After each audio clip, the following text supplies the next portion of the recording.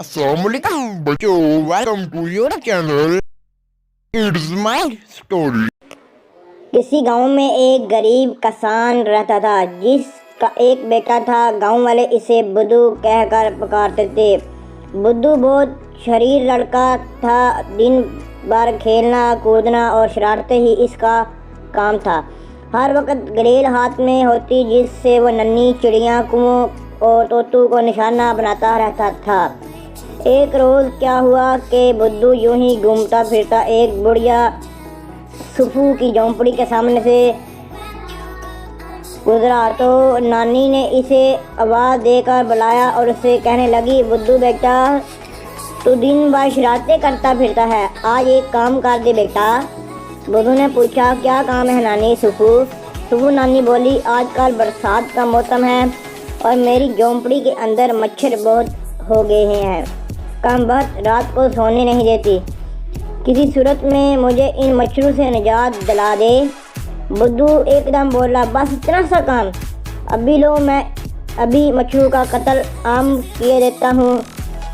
नानी भी इसकी बात सुनकर बहुत खुश हुई और दुआएं देने लगी।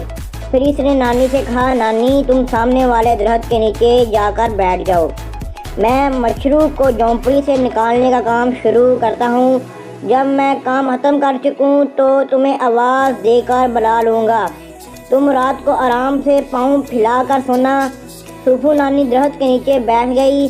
बुद्धू ने अपना काम शुरू कर दिया। कहीं से मिट्टी का तेल लाकर झोंपड़ी के अंदर हर तरफ छिड़क दिया। इसके बाद माचिस की तीली जलाकर आग लगा दी और खुद वहाँ से भाग खड़ा हुआ। झोंपड़ी में आग भड़क उठी तो बड़ी भी चलाई। अरे मैं लुट गई, मैं बर्बाद हो गई। अरे कामबख्त बुद्धू, तुमने मेरी झोंपड़ी में आग लगा दी, अब मैं क्या करूं?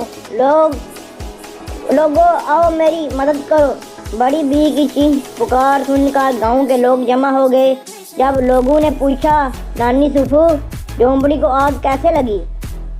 इस बेचारी ने सारा किस्सा सुनाया। किसी शख्स ने कहा, नानी तुम अच्छी तरह जानती थी कि बुद्धू बेहद शरीर लड़का है, फिर तुमने इसे ऐसा काम करने के लिए क्यों कहा? तुमने सख्त गलती की है।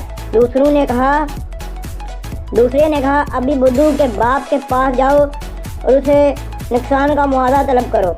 चनाचे नानी सुफू ने इस शख्स के मशवरे पर अमल करते हुए बुद्धू के घर का रुख किया। इसके बाप के पास जाकर बुद्धू की हरकत बयान की। लोगों ने भी बहुत बड़ी बी की हिमायत में बातें की। बुद्धू के बाप को बेटे की इस हरकत पर बहुत गुस्सा आया। इसने नानी सुफू से माफ़ी मांगने के बाद कहा, मैं इस लड़के से तंग आ चुका हूँ, आज मैं इसकी अच्छी तरह खबर लूँगा और तुम्हारी नई झोंपड़ी बनवा दूँगा। और बुद्धू के बाप ने ऐसा ही किया। बुद्धू की खूब पिटाई की। बुद्धू ने तो तौबा और आइंदा हर तरह की शरारत ना करने का वादा करके दिल लगाकर पढ़ना शुरू कर दिया।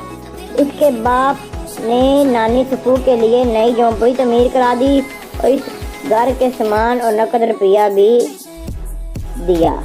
इस स्टोरी से दोस्तों नतीजा ये निकलता है कि गलती जितनी भी बड़ी हो, माफ़ी मांगने वाला हमेशा बड़ा ही होता है। दोस्तों अगर आपको हमारी ये वीडियो पसंद आई हो तो इस वीडियो को लाइक कीजिए और हमारे इस चैनल को सब्सक्राइब कीजिए ताकि मज़ीद